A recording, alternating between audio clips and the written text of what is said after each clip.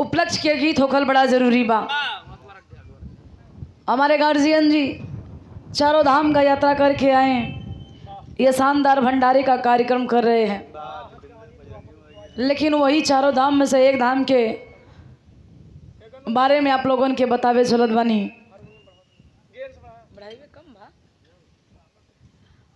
कैसे भैया? दो लाइन साखी में कहना हो।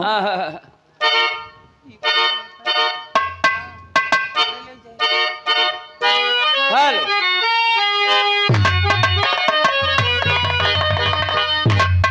गनु भैया तने इको डाला है मैं थोड़ा सा। Hello hello hello hello hello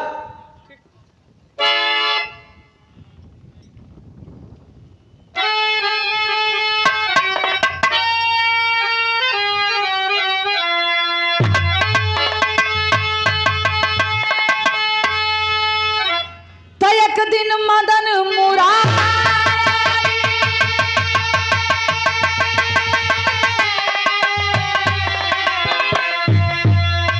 अपने मन में रहे बिचारी,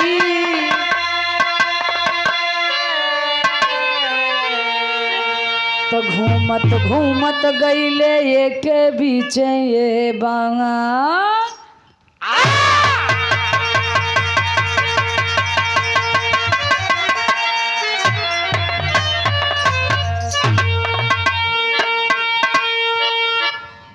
ए भैया बात वह समय के बाद एक दिन भगवान कन्हैया अपने महल में बैठल हुवन, आराम करत हुवन। दिमाग में आई एक बात, बहुत दिन हो गई कहीं चल के घूम आई। अपने मंत्री के आदेश कैलन कि आज मेरा मन घूमने का है और मैं घूमने अकेले ही जाऊंगा। रथ तैयार हो गई बाबू। भगवान कन्हैया कलन में रथ पे नहीं बल्कि मैं पैदल जाऊंगा। कन्हैया चला लहुवन पैदल, एक घना जंगल, वही जंगलवा में घूमे लगलन। तो भैल का गुरुजी ये सम्मान किया गया प्रेमधारी यादव बिलाही धोपाप सुल्तानपुर की ऐतिहासिक धरती से आपके द्वारा 201 रुपए का आशीर्वाद, बहुत बहुत प्रणाम, आशीर्वाद के चाह रही। भाव बदला था गुरुजी।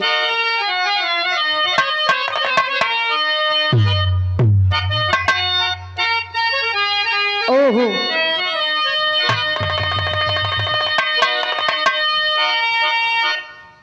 बड़ी सुंदर गजल है। सही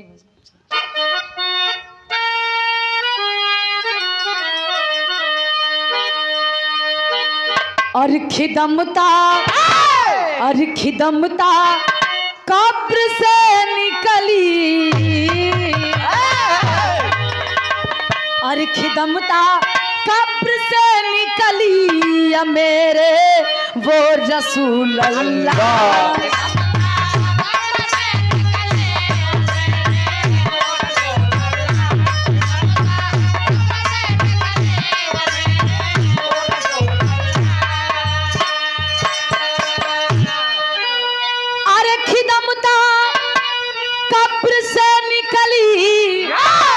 मेरे वो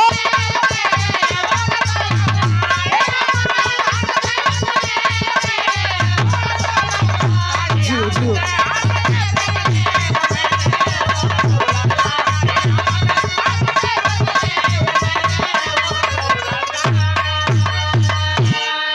लेकिन भाव पे गौर करिएगा। कवि जी लिखते हैं इस दुनिया के संसार को देखते हुए का लिखलन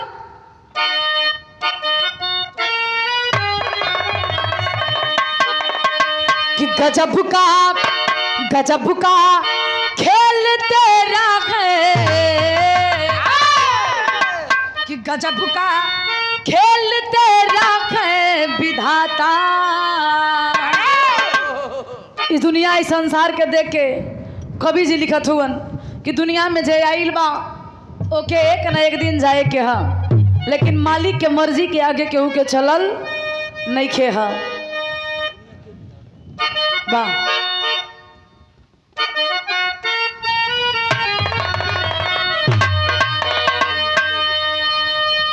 गजब का, अरे गजब का खेल तेरा है ये दुनिया के विधाता।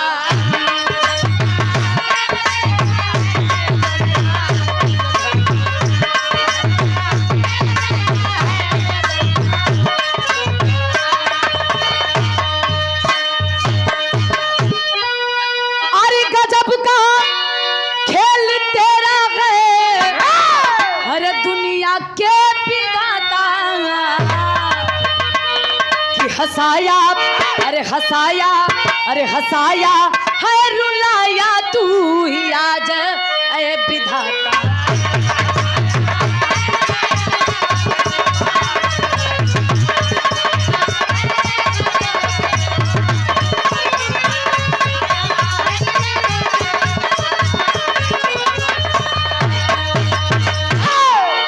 लेकिन कहानी तनी गौर से समझी। भगवान कन्हैया पहुंचल हवन जंगल में, आ घूमत घूमत समय बीते लगल। जब समय बीतल बा तो होखत का बा घटना घटल। एक लाइन तरह हो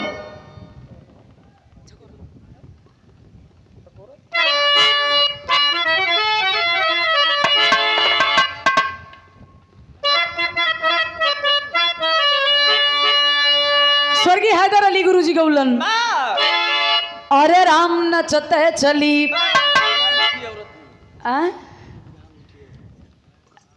एक गुरुजी गौलन बिरहा में अपने मीठी औरत में क्या गौलन।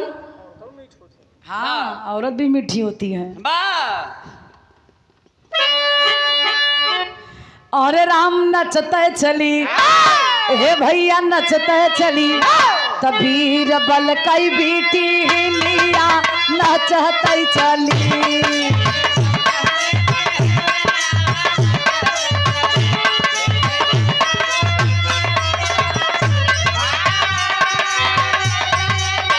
जियो जियो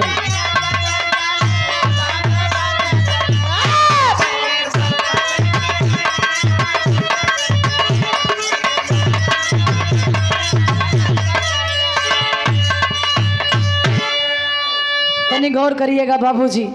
लेकिन भगवान कन्हैया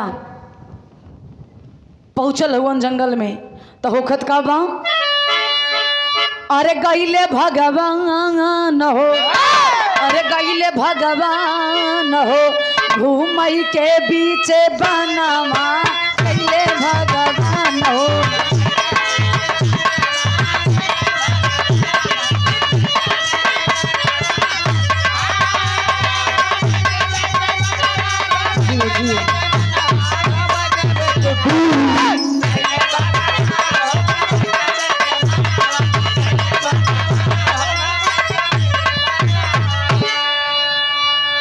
अरे घूमता घूमता प्रभु के नींद गईली आई,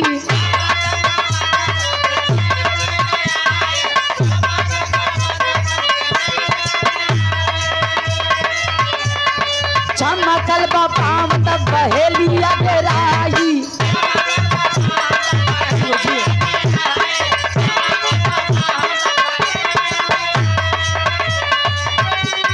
धनुषा उठाई के, धनुषा उठाई के मारे लबे मनवा गईले भगवान के बीच बनवा।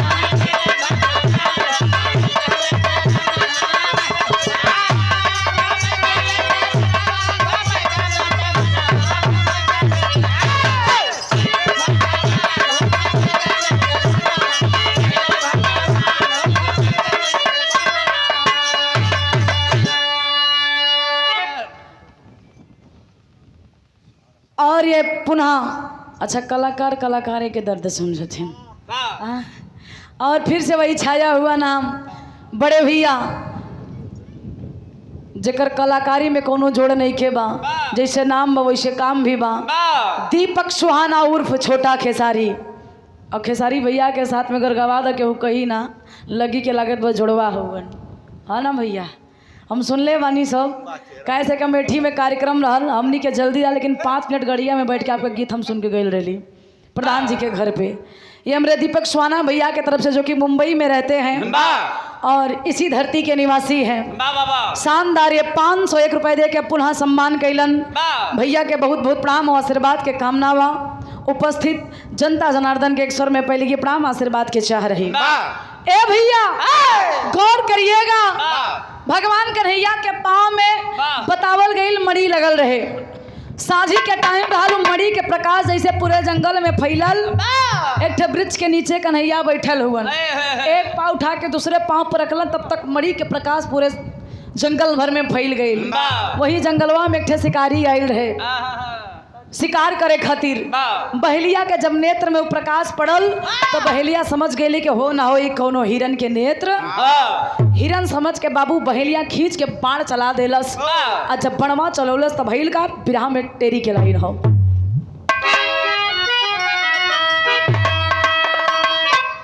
कि मुरारी खेला कैले बनवा, अरे मुरारी खेला कैले,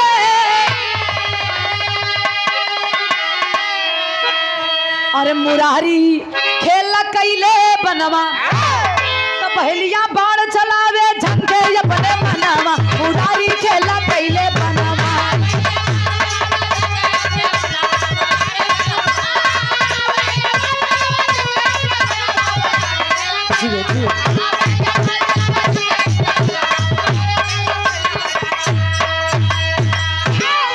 बहेलिया बाण चलावे झंके अपने मनवा, मुरारी खेला कैले बनवा।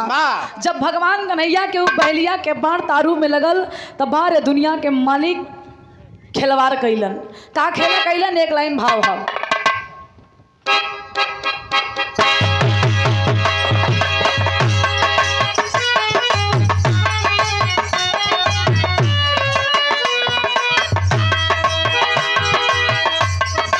जियो जियो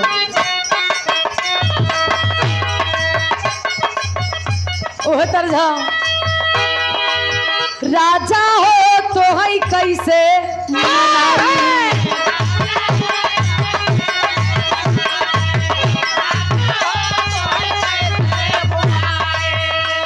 अगर मुआई ना रहा मनाई रहा।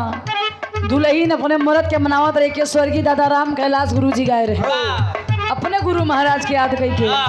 तू एकदम से लोपा मत के मनावत रही री कि ओके मनावत रही प्रेम से। अब मुआवे खातिर कोनो दुल्ही नाराजी होई। कहली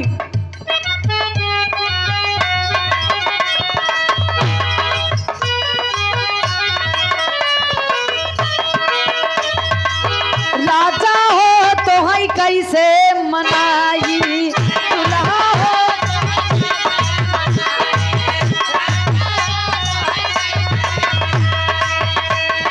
रतिया के हमारे ना लागयहूँ हाई, रतिया के हमारे ना लागयहूँ हाई, दुल्हा हो तो है कैसे मनाई, राजा हो।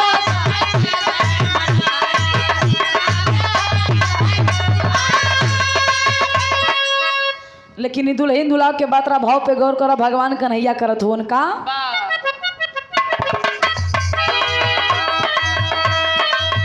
कान्हा हो दूर करा परसन,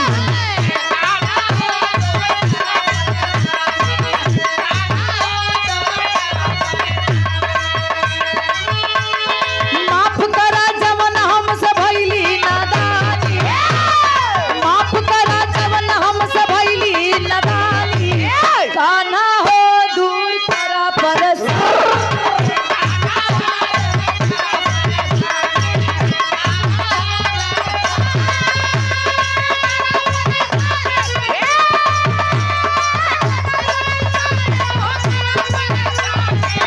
जियो जियो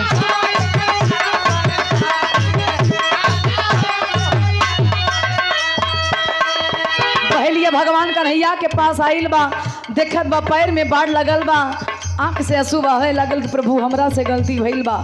हिरन समझ के आपके पाँव में हम बाढ़ चला देली, एकरा खातिर हमरा के माफ कर दा, हम तो माफी लायक ना बानी। भगवान कन्हैया से कहा था प्रभु से कहे कि माफ कई दाना दानी,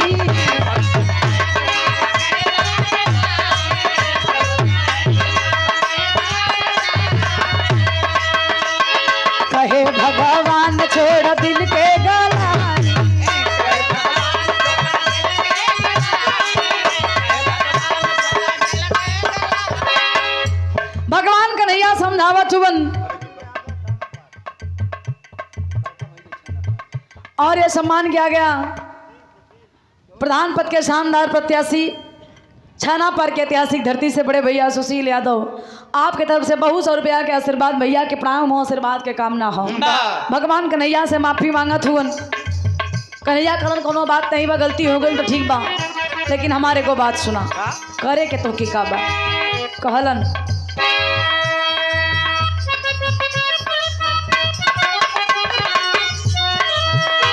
भगवान कन्हैया बहेलिया से कहलन कि तोहारे में दोष नहीं खेबा, पूर्व जन्म याद करा, पूर्व जन्म यानी त्रेता में हमार रामा अवतार रहल और तोहर बहेलिया के बाली के अवतार रहल। जौने समय हम राम रूप में तो के एगो वृक्ष के पीछे से मरले रही, तोहर बाली के रूप लाल तो हमरा से वरदान मंगले रहला कि प्रभु जैसे आप हमरा के मरले हुआ हम अपने मौत के बदला लेवे चाहत बनी। तब तो के हम वरदान दिले रही कि आवे वाला द्वापर में हमार कृष्ण रूप में अवतार हुई, तो हर बहेलिया के रूप में और तोहरे ही हाथे हमार मुक्ति हुई। आज वो बात सत्य हो गई बा, पश्चाताप करे के नहीं खे, एगो काम कहत बनी करा का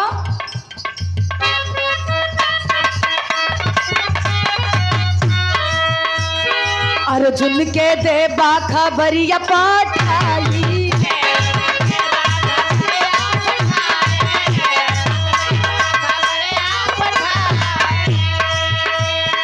आखिरी समैया बकैले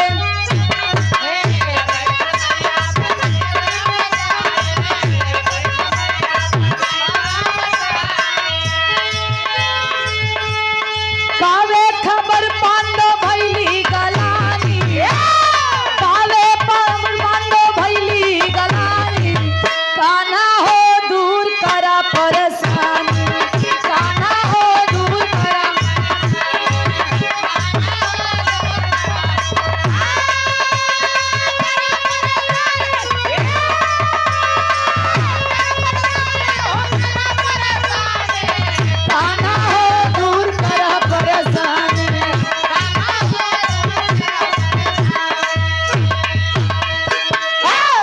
ए भैया भगवान कन्हैया कलन के में पश्चाताप करे वाली कोनो बात ना रह गई बा, हमरे पास समय कम हाँ। हमारे एक निवेदन में जाके 5 पांडव की खबर भेजवा दा कि हमारा आखिरी समय आ गई बा, या के हमारा अंतिम दर्शन दीदार कर ले। बहेलिया चलल बा अर्जुन के पास, खबर दिलस, 5 भाई खबरिया के सुन के दौड़ते हुए आवत हुवन, आँख में आंसू ले ले। जब जंगल में एलन तो भगवान कन्हैया के दशा देख के अर्जुन बड़ा विलाप करत हुवन। भगवान कन्हैया समझौलन के अर्जुन याद करो वो दिन मैंने तुमको सीख दिया था कि दुनिया ये संसार एक माया का जाल है, यहाँ पर कोई हमेशा के लिए नहीं आया है, जो आया है उसे एक दिन जाना पड़ेगा। हमार समय पूरा हो गई बा, हम जात बनी और तोहरो समय नज़दीके बा, तू भी यही बा, लेकिन एगो काम करा, जवन हम कहत बनी वह करके दिखावा। का कहलन? एक लाइन भाव हो,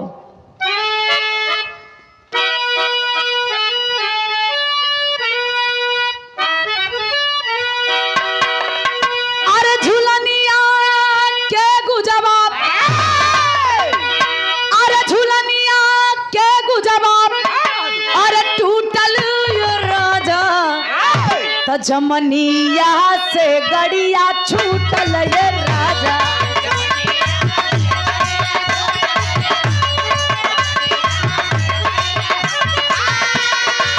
जियो जियो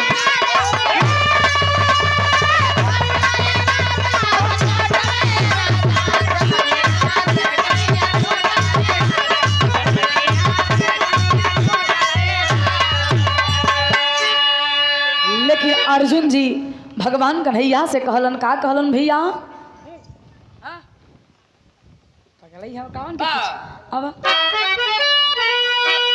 अरे बोले है अर्जुन, अरे बोले है अर्जुन, कर जोरी ये कान्हा विपता घमा के दिघला भारी ये कान्हा।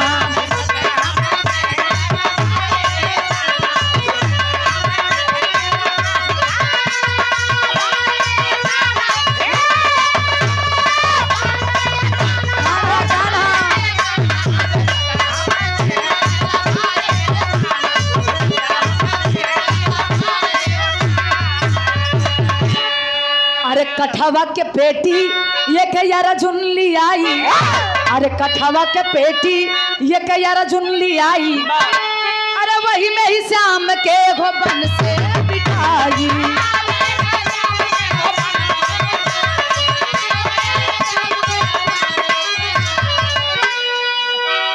ए भैया गौर करिएगा, भगवान कन्हैया आदेश दिलन कि अर्जुन हमारा और तुम्हारा साथ इतना ही था, एक काम कर दो, जल्दी से काट के पेटी मंगवा के कठवा के पेटी में बैठा के हमके नदी के प्रवाह से उड़ीसा नगर में भेज दा। भगवान कन्हैया के बात सुन के अर्जुन आंख में आंसू लेते हुए काट के पेटी तैयार कैलन। अच्छा इसे भगवान कन्हैया के शरीरिया के छुए चलन, युधिष्ठिर मना कर दिए, आवाज लगा दिए, ए अर्जुन अरे का करे चलत हुआ, ये मायावी हवन, इनको शरीर के मत छुआ। अर्जुन कहलन भैया जे हमरे दुख और सुख में हमेशा साथ रहलन, आज इनकर आखिरी विदाई बतका अपने हथवा से इनकर शरीर के छू के विदाई ना कर सकीला। युधिष्ठिर समझौलन कि ना ये मायावी हुवन, जैसे तू इनके शरीर के छुबा तो हर पूरी शक्ति छीड़ हो जाई। कहलन तब, और युधिष्ठिर समझावत हुवन, ज्ञान दिलन का भैया, पापट के लाइन हम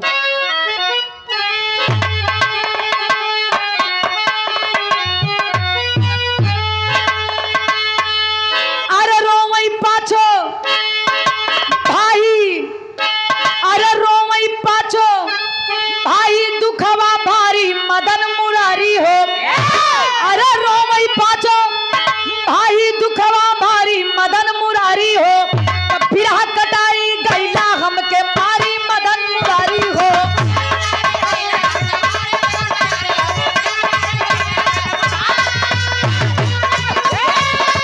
जी जी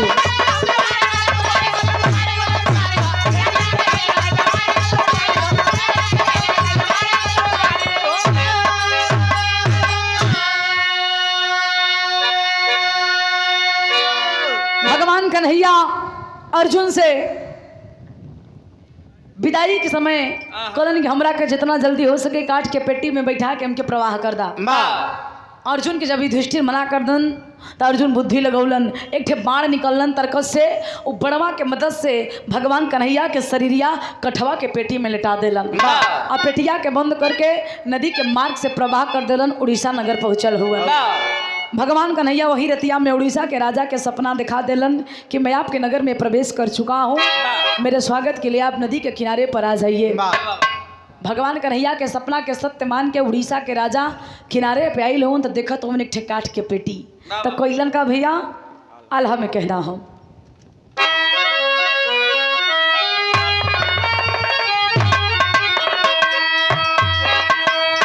अरे सत्य के समान,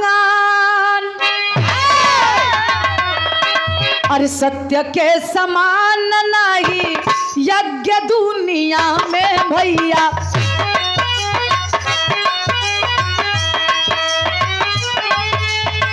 झूठ के समान नहीं कोई, अरे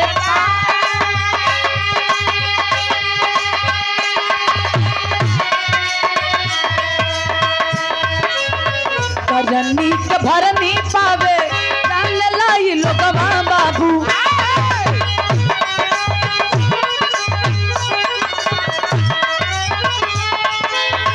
चाहे यसुरा नारा मुनिया रे हो,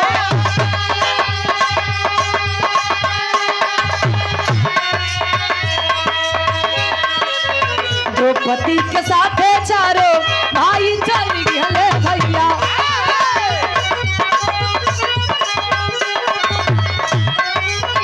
अंगूठा गलाना धर्मराज भैला चा,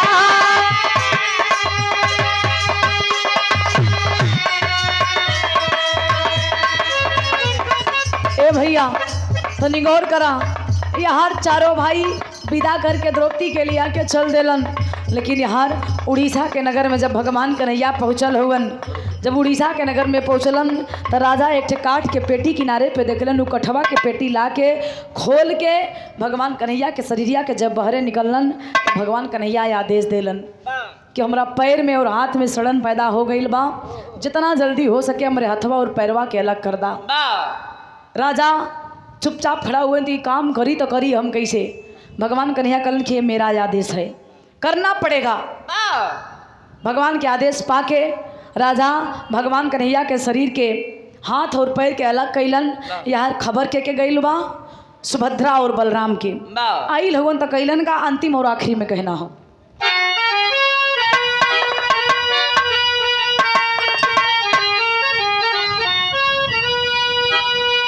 ए बाबू, सुभद्रा बलराम आते हैं। भगवान के कन्हैया की दशा देख के आंख से आंसू गिरावे लगलन कि जब आप ही के हाथ पैर ना रही तो हमनी के रह के का करी। सुभद्रा बलराम प्रमाण मिलता है कि उसी समय उसी जगह पर अपने हाथ और पैर को अलग कर देते हैं। केहू जगन्नाथपुरी चच्चा गई हुई तस्वीर ले ले हुई तो देखिए तीनों मूर्ति के हाथ पैर नहीं खे है। यह उसी समय का प्रमाण है और उसी जगह तीनों मूर्ति स्थान एक ही स्थान पर दर्शन दिए, जिस स्थान का नाम क्या पड़ा? खड़ी खड़ी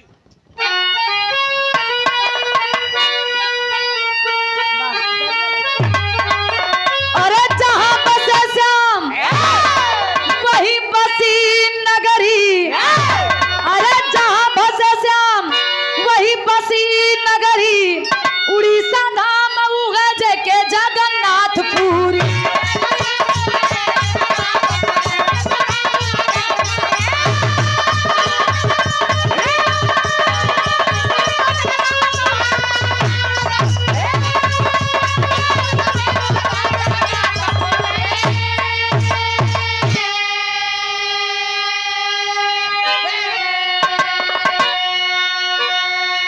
सुभद्रा बलराम जब पावे समाचार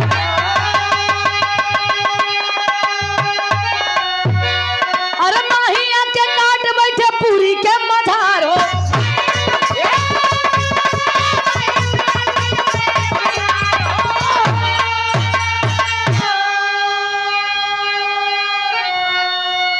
अरे तीनों मूर्ति सोई हर उड़ीसा में उगे धाम जगन्नाथपुरी।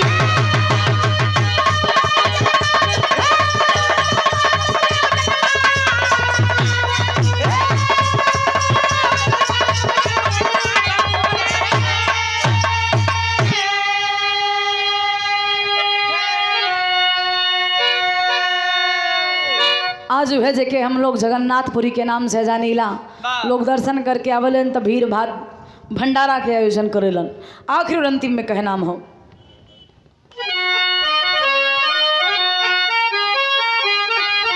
गुरु बिहारी गुरु गणेश प्रभु की ऐसी माया।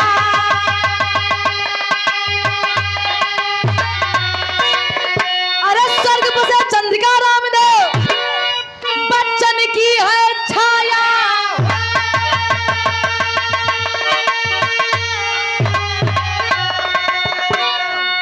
मुरारी खेला कैले बनवा। अरे मुरारी खेला कैले बनवा तो ज्योति गया कभी के जाने ला जहनवा। मुरारी खेला कैले बनवा।